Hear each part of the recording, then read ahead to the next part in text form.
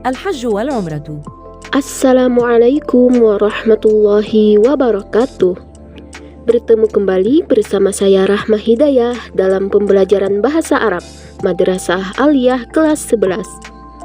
Kali ini tema pembelajaran kita yaitu haji dan umroh dengan menggunakan keterampilan berbahasa Arab Maharah Al-Kitabah.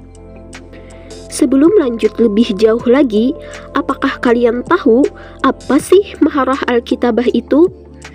Jadi, Maharah Kitabah dalam bahasa Arab merujuk pada keterampilan menulis atau kemampuan menulis dalam bahasa Arab. Ini adalah salah satu dari 4 keterampilan berbahasa dalam bahasa Arab.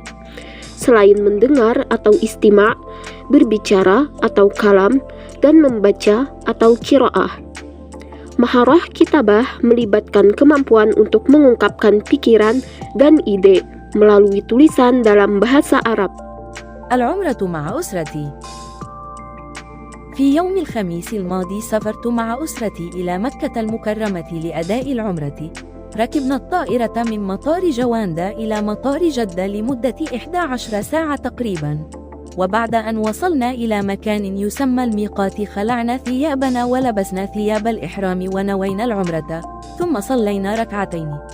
وعندما وصلنا إلى مكة اتجهنا إلى بيت الله الحرام وطفنا حول الكعبة 7 أشواط ثم صلينا ركعتي الطواف وسعينا بين الصفا والمروة 7 أشواط.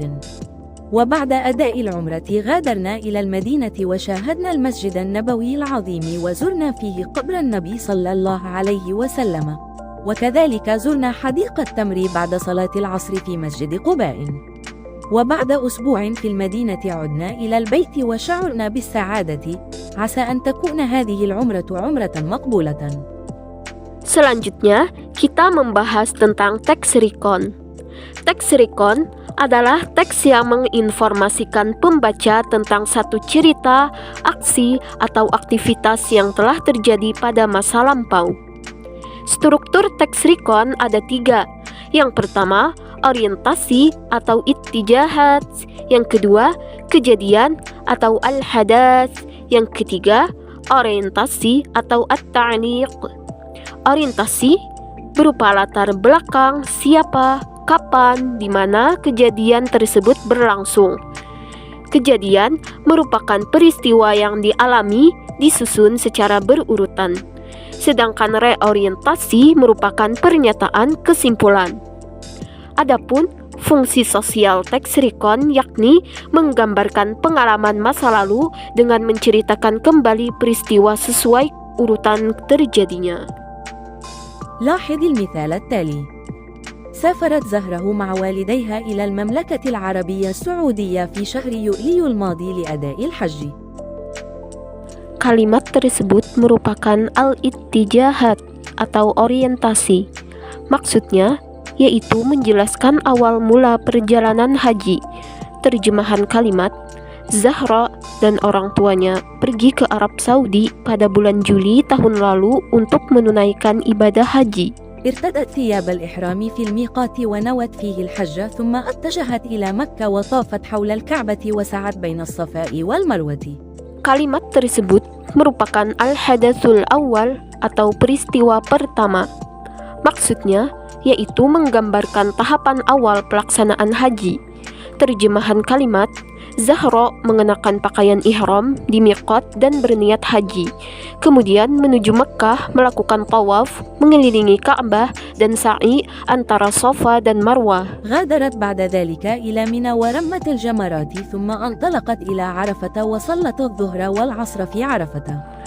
Kalimat tersebut merupakan al-hadatsul tsani atau peristiwa kedua.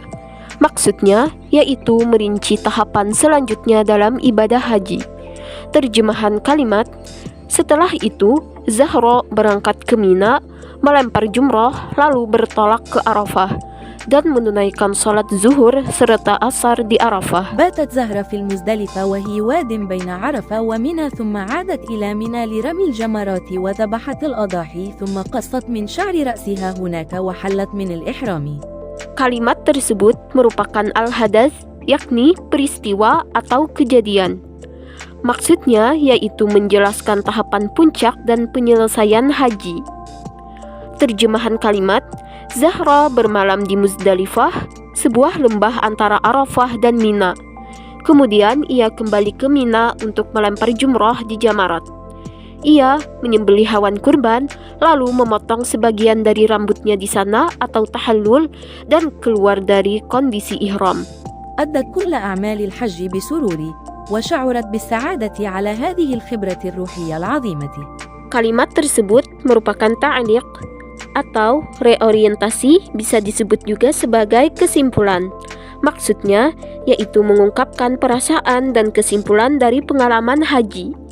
Terjemahan kalimat, Zahra menunaikan seluruh ibadah haji dengan gembira dan merasa bahagia atas pengalaman spiritual yang agung ini.